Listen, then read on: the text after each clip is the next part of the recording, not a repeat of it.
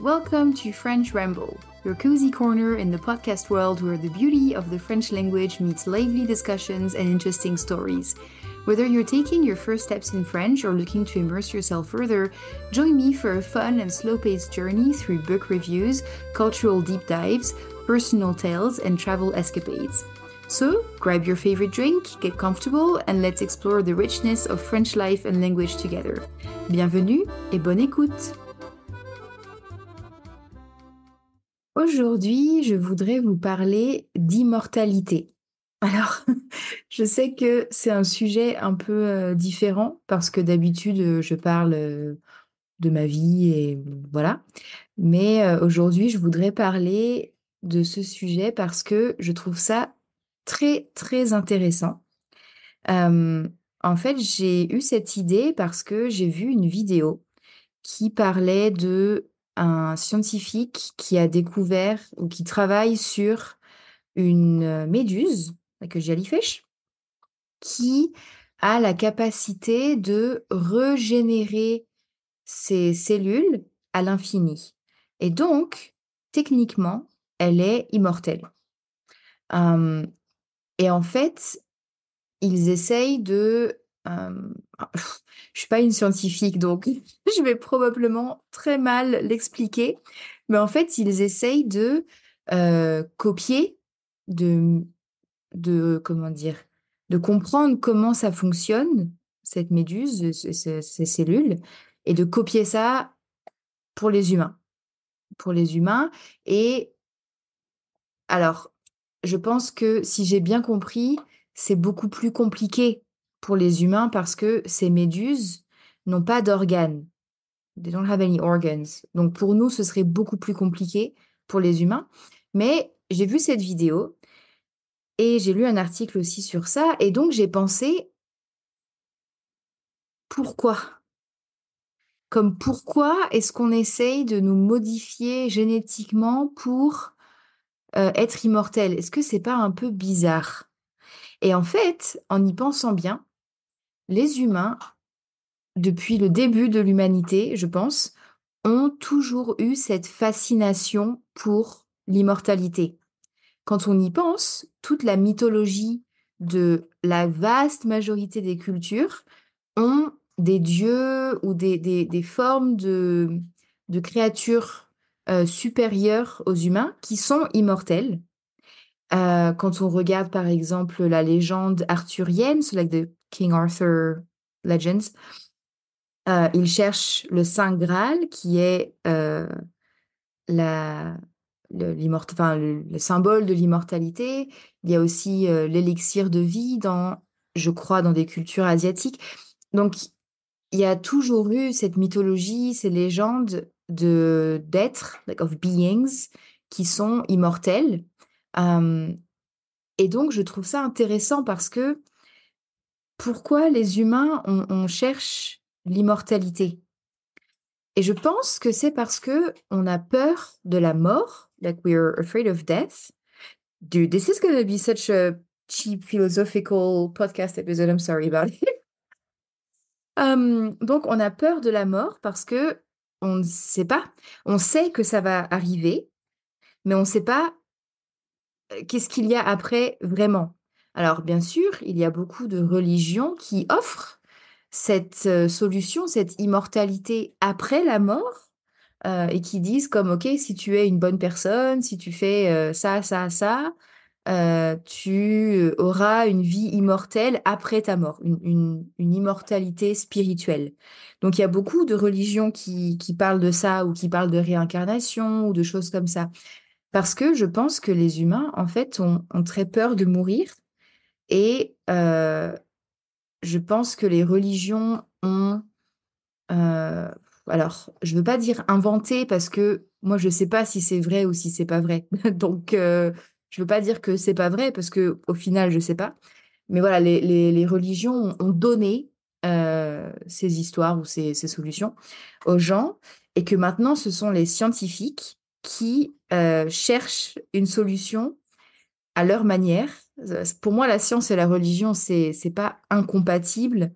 It's not incompatible. Incompatible? Ah.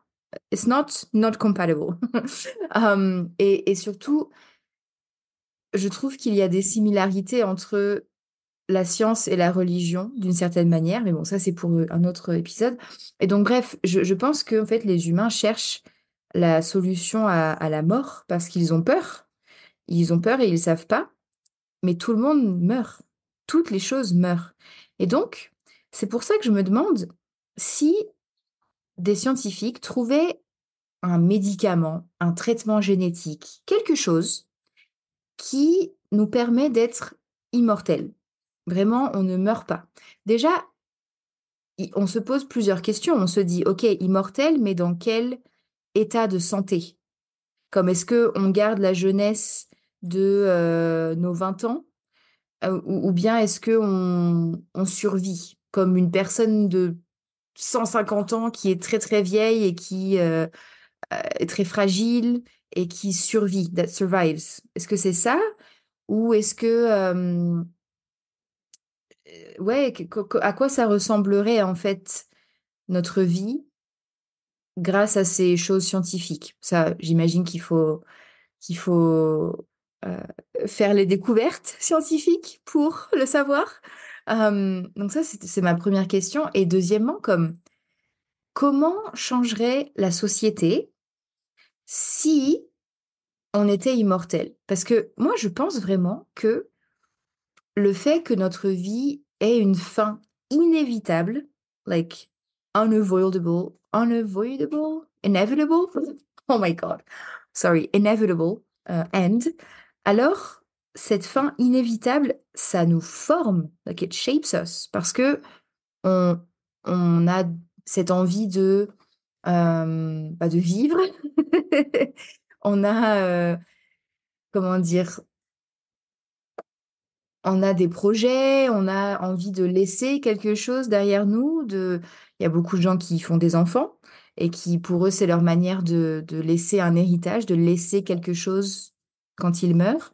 Il y a des gens qui écrivent des livres, il y a des gens qui... voilà, le fait qu'on meurt, en fait, ça nous forme et ça forme vraiment notre société. Et donc, à quoi ressemblerait la société si on était immortel? Ça, c'est d'un point de vue un peu comme psychologique, comme comment ça changerait. Parce que aussi, je veux dire, on travaille peut-être 50, 60 ans de notre vie, mais si on était immortel, est-ce qu'on devrait travailler pendant 150 ans, 200 ans à l'infini? Ou est-ce que on pourrait travailler 50 ans et après on peut aller chiller sur une plage en Thaïlande? Je sais pas. Et puis, d'un point de vue pratique, ça veut dire que il faut arrêter de faire des enfants parce qu'il y a déjà beaucoup de personnes sur la planète. Donc, si en plus on ne meurt plus, bah, il y a un problème. Et puis, une autre question, c'est est-ce que ces traitements génétiques, médicaux, whatever, est-ce que ils seraient réservés à certaines personnes qui pourraient se le permettre, that could afford it? So, little quick vocabulary break. So, to afford something, we say se permettre. So, permettre is to allow. So, what we say is like, can you allow yourself this, basically? When you want to say, can you afford this, right? Donc, est-ce que ce serait seulement pour les gens qui peuvent se le permettre financièrement, ou bien ce serait accessible à tout le monde? Parce que il y a déjà beaucoup de d'inégalités et de discrimination dans l'accès à la santé et aux traitements médicaux. Donc, si en plus on a une partie de la société qui est immortelle, mais l'autre partie non, alors ça crée comme presque deux espèces humaines. C'est bizarre, non? Donc, ouais, je sais pas, je trouve ça super bizarre en fait, toutes ces questions. Euh, et donc, en faisant un peu des recherches, etc., sur Internet, j'ai vu qu'il y avait aussi d'autres concepts d'immortalité et je trouve ça assez intéressant. Par exemple, il y a des gens qui disent que avant de découvrir scientifiquement la solution de l'immortalité biologique et physique, on va probablement découvrir comment télécharger, like tu upload ou mettre en ligne, télécharger, tu download et I think they say téléverser or mettre en ligne pour tu oui, télécharger is download and upload is téléverser ou mettre en ligne. Mais voilà, télécharger, hem, notre conscience et notre cerveau et notre personnalité, nos pensées, our thoughts, notre cerveau is our brain, hem, sur un ordinateur, comme sur une clé USB, like USB stick, you know? Like, ce serait pas complètement fou? Parce qu'après, je sais pas si vous avez vu les épisodes de Black Mirror, mais il y a un épisode où, bah, il y a plusieurs épisodes d'ailleurs, où il y a comme la conscience des personnes qui est mise dans des objets ou dans un truc un peu comme Alexa, euh, pour faire un genre d'assistante personnelle. Et c'est hyper, mais c'est terrifiant en fait de penser euh, que ça pourrait être vrai. De toute façon, je pense que tous les épisodes de Black Mirror, surtout les premières saisons, ils sont fous parce que vraiment, quand tu regardes les avancées technologiques et surtout la direction que prend la technologie qui est accessible à tous maintenant, tu penses vraiment comme, ouais, ça pourrait exister dans notre vie. Comme moi, qui j'ai presque 30 ans, dans ma vie, je pourrais probablement voir ce type de technologie exister. Donc c'est vraiment terrifiant. Et quand tu vois ces épisodes où ils mettent la conscience de quelqu'un dans un objet, mais c'est horrible parce qu'en fait, on est bien plus que seulement notre cerveau. On a nos cinq sens. Alors les cinq sens en français, pour vous donner un peu de vocabulaire, il y a la vue, sight, l'ouïe, the hearing, le toucher, touch, le goût, the taste, et what is missing? L'odorat, the smell. Et donc, on a tous ces sens-là. Et au final, si on était coupé de ces sens-là, est-ce que...